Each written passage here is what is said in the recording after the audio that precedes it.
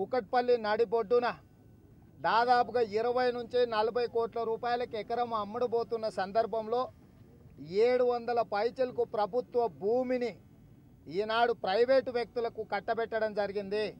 కొన్ని కాగితాలు తప్పుడు కాగితాలతోటి 700 పైచలకు ఎకరాల ప్రభుత్వ భూమిని కబ్జా పెడుతుంటే ఈ కుంభకోణంలో రిజిస్ట్రేషన్ల శాఖలో బుక్ 1లో రిజిస్టర్ చేస్తే 600 కోట్ల రూపాయల రుసుము చెల్లించాల్సి ఉంటే బుక్ 4లో రిజిస్ట్రేషన్ చేసి లక్షలల్లనే ఫీజు చెల్లించి కుంభకోణానికి పాల్పడ్డారని చెప్పి స్టాంప్స్ అండ్ రిజిస్ట్రేషన్ శాఖ తమ ఆడిట్లో ఉప ముఖ్యమంత్రి గారికి నివేదికనివ్వడం జరిగింది. ఈ భూ కుంభకోణంలో ఉప ముఖ్యమంత్రి కార్యాలయం ఉప ముఖ్యమంత్రి గారి బినామీలు పాల్గొన్నారని చెప్పి వార్తలు వస్తున్న నేపథ్యంలో ఆ నివేదికను తొక్కిపెట్టడం జరిగింది.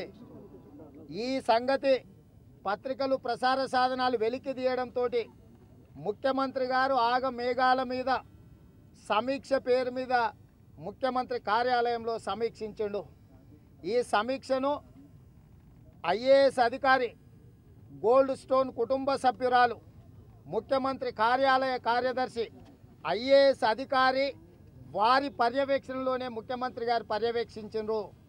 ఈరోజు నేను అడుగుతున్న రాష్ట్ర ముఖ్యమంత్రి గారిని, నువ్వు సబ్ రిజిస్ట్రార్లను బదిలీ చేసిన సబ్ రిజిస్ట్రార్లు స్టాంప్స్ డ్యూటీ ఎగ్గొట్టిండ్రు అని చెప్పి ఈ కుంభకోణాన్ని చిన్నది చేసి చూపించే ప్రయత్నం చేస్తుంది రాష్ట్ర ప్రభుత్వం. వాస్తవంగా ఇది పన్ను ఎగవేత కాదు, ప్రభుత్వ భూములు కొల్లగొట్టడము.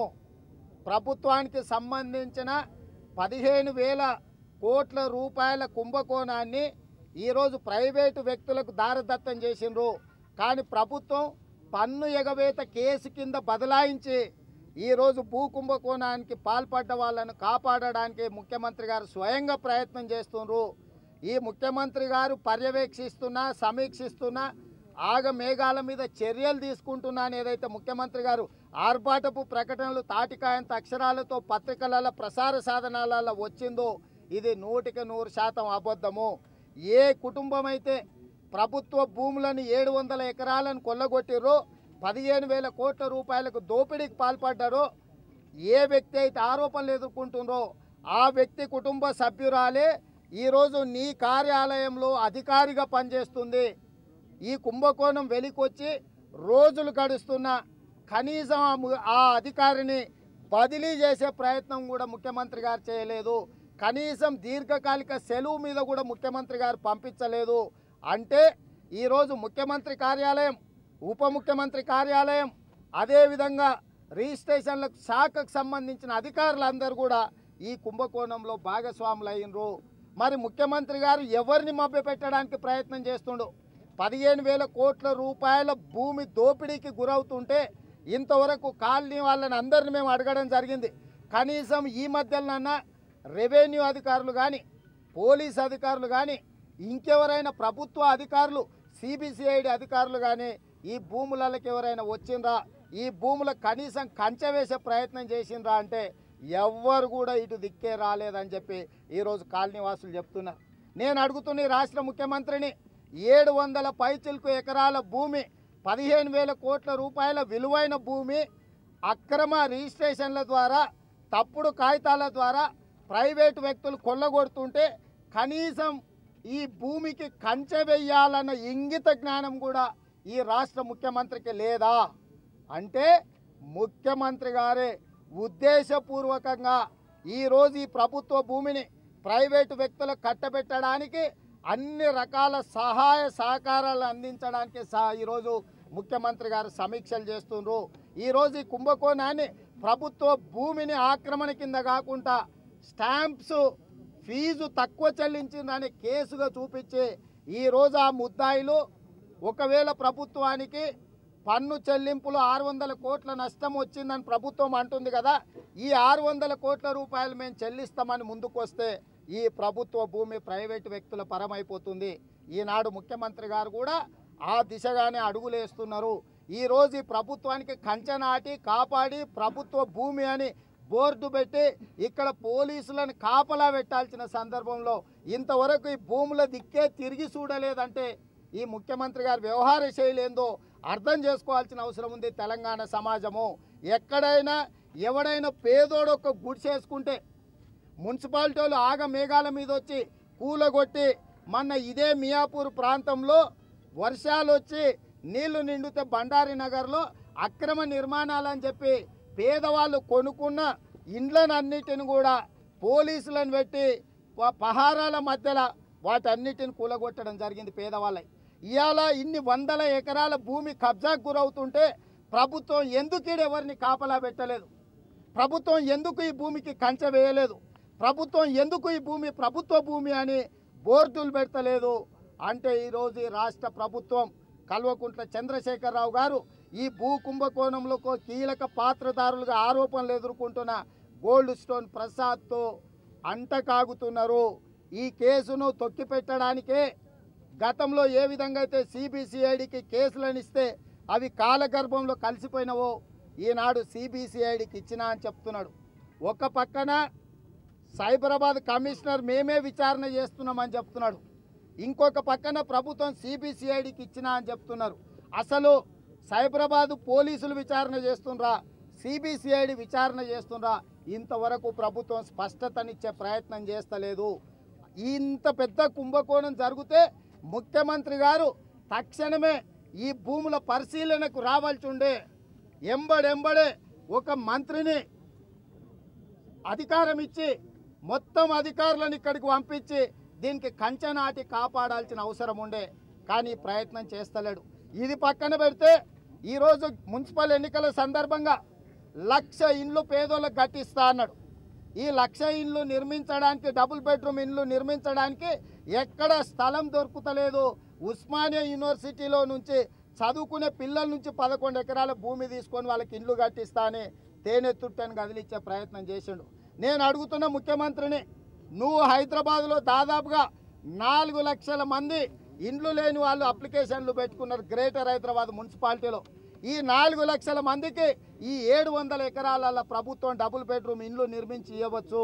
ఈనాడు భూమి లేదు కాబట్టి మేము ఇండ్లు నిర్మిస్తలేమని చెప్తున్న ప్రభుత్వం ఇక్కడ మొత్తం ఈ 700 ఎకరాల డబుల్ బెడ్రూమ్ ఇండ్లు నిర్మిస్తే ఈ 4 లక్షల మందికి ఇక్కడ ఇండ్లు నిర్మించవచ్చు.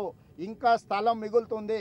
కాబట్టి ఈనాడు ప్రభుత్వం కుంభకోణం చేసిన వాళ్ళకే వాళ్ళతో అంటగాగుతుంది, వాళ్ళకి సహకరిస్తుంది. కాబట్టి ఇది బ్యాంకులలో తనఖా పెట్టిన కేసు ఉంది, ఐఏఎస్ అధికారుల పాత్ర ఉంది, ముఖ్యమంత్రి కార్యాలయ పాత్ర ఉంది, మంత్రుల పాత్ర ఉంది. కాబట్టి వీటన్నిటిని కూడా సమీక్షించాలి. దోషుల మీద చర్యలు తీసుకోవాలంటే సిబిసిఐడి విచారణ సరిపోదు. ఇవాళ సిబిసిఐడి విచారణతోటి కేసును మాయ చేయడానికే పనికొస్తుంది. కాబట్టి తెలుగుదేశం పార్టీ సిబిఐ విచారణను డిమాండ్ చేస్తుంది.